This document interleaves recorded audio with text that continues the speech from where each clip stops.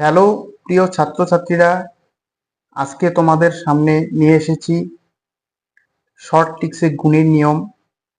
তোমরা এই ধরনের গুণগুলি কিভাবে করো দেখো। এখানে 11 দিয়ে 34কে গুণ করব।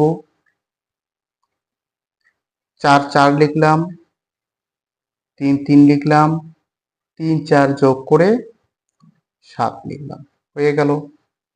পরেরটা 2 2 লিখলাম, 6 6 লিখলাম, 6 প্লাস 2